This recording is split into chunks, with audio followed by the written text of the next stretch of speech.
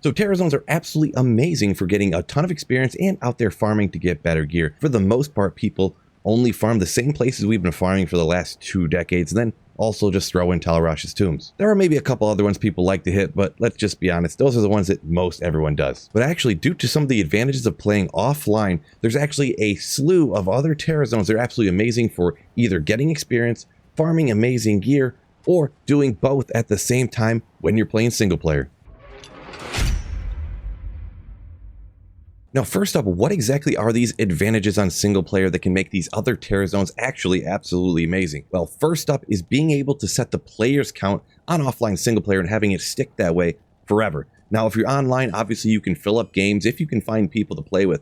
That thing, first off, online is a huge challenge. But even if you can, some of these areas I'm about to mention today, that are ones that I really like to run. Actually, they only take like some of them 10 seconds, some of them 15 seconds, some of them even faster than that. What it is you're going to a waypoint and taking on a large pack of monsters, or maybe there just happens to be several large packs of monsters in this particular area right next to the waypoint.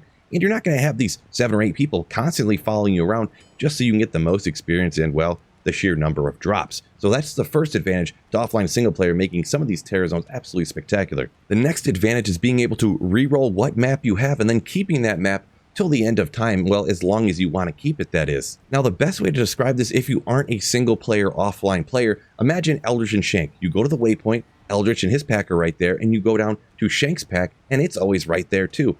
Well, on offline single player, there are way more super uniques that will always be in the same spot, but they aren't always necessarily directly next to the waypoint, but you can re-roll that map until you get the one that you're looking for, having those super uniques, the large packs, and sometimes the maps are kind of set up in the similar way, so there's sometimes are uniques and champion packs right next to the waypoint along with these super unique packs, really just having an absolutely primo setup for running those particular areas. So offline single player, remember, you can reroll until you get some of these areas that look absolutely amazing, but make sure you stick around to the end of the video. I'll kind of let you know my opinion on knowing how much you should really re-roll these types of areas and what you should kind of try to look for. Now, the very first one here, we're heading out to the Cold Plains, and this can actually be a great Terra Zone area. Now, these areas aren't all terrorized right now, but I'm showing you them right now just for example purposes with my Energy Shield Nova Sorceress. I actually used to have a crazy, insane Bishibosh map, and yes, this is mainly specifically coming out to Cold Plains and taking out Bishibosh,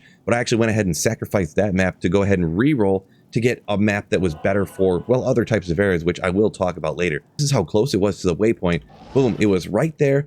Flash, flash, flash, flash, flash. And there was other champions around there too. An absolutely spectacular Bishibosh map. It was just that far away. But even with the one I have now, it's not super far away. And also important to note, you can get these crazy, you know, like experience shrines along the way and stuff. It's going to depend on how your map looks, what else is kind of on there. Sometimes there's a champion there too.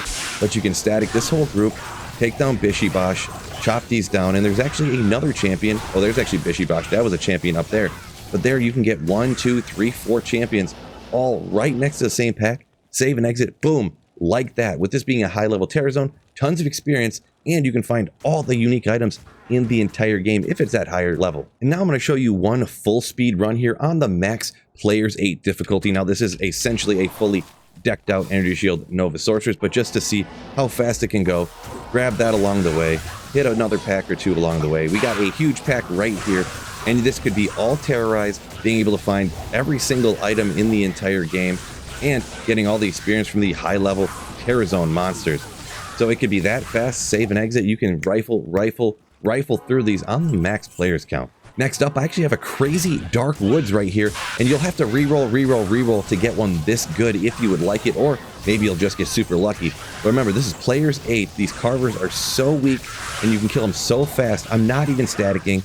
I didn't even use battle orders, but there's actually 3. You see that right? 3 different carver encampments piled directly next to my waypoint, but this isn't even the main target. This is just density after density after density after density of more champs.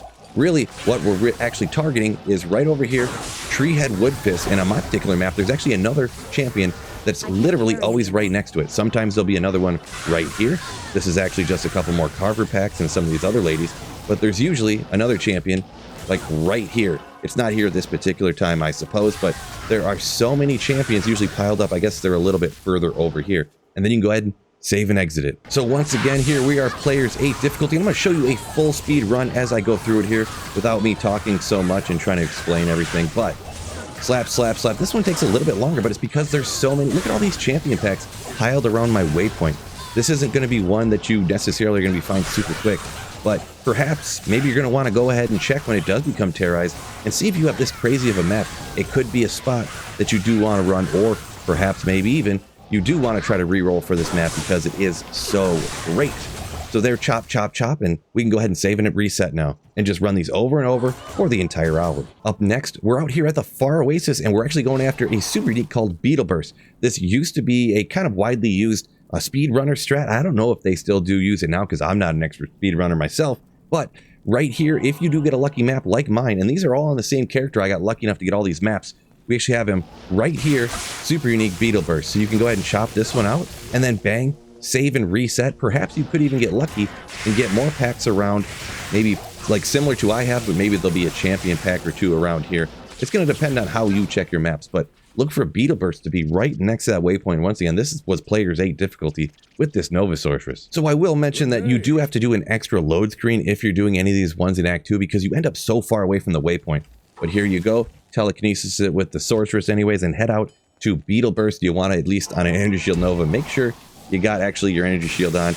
We'll static him down and flash him, and players 8 chopping him right out like that, and you can re-roll, boom, go back to the next one. Over and over and over again. So now we're out at the next one, Stony Field, no, but we're actually talking about right here, Tristram. Now I know this one is occasionally ran online, I know it is, but it is so much faster on offline single player. I really wanted to mention here in this video. You don't have to search around for wherever the actual portal is to get to Tristram.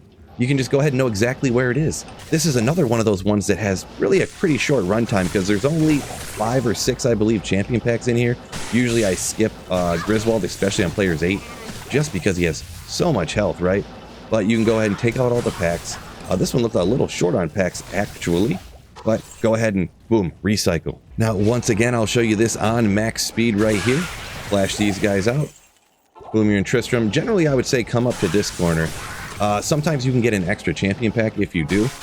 So flash these guys down, flash these ones down over here, come across the middle, ripped right out, no problem. And really, you can look at the speed at which you can do this. And because you're on offline single player, like I said, for the higher players count, you don't have to be waiting for people to join. Hey, what is this guy doing? What is that guy doing? You can just take care of all this yourself, chopping out all the monsters, all the packs, as quick as that, and boom, everything's cleared. And just go ahead and reset and run another one instantly. That's what can make these offline single player ones even better. Now we're actually out at Area's Plateau, but this one in particular, I would only recommend running on players 1, and this is actually one strictly for magic finding when terrorized. Now, if you're a high-level terror zone, remember you can find every single unique in the game, and really every single item in the entire game, even those 45 to life skillers. So what you can do is actually, if you get lucky and you have this, or you could reroll for it if you want to, 1 teleport, and we got Thresh Shocket right here, a super unique. It is incredibly quick. This could be one, if he's terrorized, you can spam farm him over and over and over again so incredibly quickly. You can actually do this 2 or even 3 times faster than running Pindle. Do remember, because he's a super unique, he drops the same number of items and potions every single time players 1 or players 8. So really you can run on players 1 even online and get the same drops, but knowing exactly where he is and having him right next to the waypoint every time makes him spectacular. I'm going to show you a full speed run right here so you can see how crazy quick it can be. So I'm going to want to get Energy Shield on, and you can telekinesis the waypoint that close, static him a few times, and just flash him, boom, he's gone. You're saving an exit resetting already, like sub 5 seconds. I was actually not trying to get these particular ones. It kind of just happened by accident. I was actually trying to get this particular Great Terror Zone map. We're at Catacombs level 2, and check out this map I have for Terrorized Andariel. 1, 2, 3, 4, and then 1, 2, 3, 4, and that's all you need to get down to the level 4 Catacombs for spam farming Terrorized Andy. I don't need to let you know how crazy she is for Terrorized drops. So kind of my recommendation, I would say maybe for your Sorcerers, which is generally what you're going to be spam farming Terrorized Andy, an amazing spot to find all the insane uniques in the game. Go ahead and have her map set up and keep re-rolling to either have a great lower Kurast map if you're super early on in offline single player, or have it so you have an absolutely amazing Andariel map for spam farming that Terror Zone. Then if you want to level up that character a ton, or magic find some of the other areas, just go check and see which one's actually rolled with having a good map for those particular terror zones and then run those with that sorceress. Now with a lot of other characters, maybe we're talking about Paladin, it's amazing at like the Chaos Sanctuary, it's great at like Trav, it's great at, a few other things, but those are like static maps. So you can reroll, and guess what? Your Chaos Sanctuary map isn't going to change, but you can reroll those in order to get great terror zones for any of these other ones you want to run. Perhaps maybe for the Barbarian is great for running something like Terrorized Thresh Socket because you have the find item skill that does work on super uniques. So maybe you could reroll his to get a great Thresh Socket map, maybe reroll some of the other ones so you can get an amazing like Dark Woods for your Javazan or something along those lines. So really take into consideration if you really want to be spending your time to reroll all these different maps for the different characters. But a lot of times you can get a few or a couple of these different locations as amazing terror zone farming places when you're trying to look for some of those other either LK maps or Andaro maps. Now, I'm completely sure there's some other ones in this game that you probably love running too that are maybe more advantageous to run on offline single player. Let me know down in the comments. Thank you so much for watching. Hit that like button and subscribe up if you are new to the channel. And don't forget, check this video out right up over here. I know you're going to like it.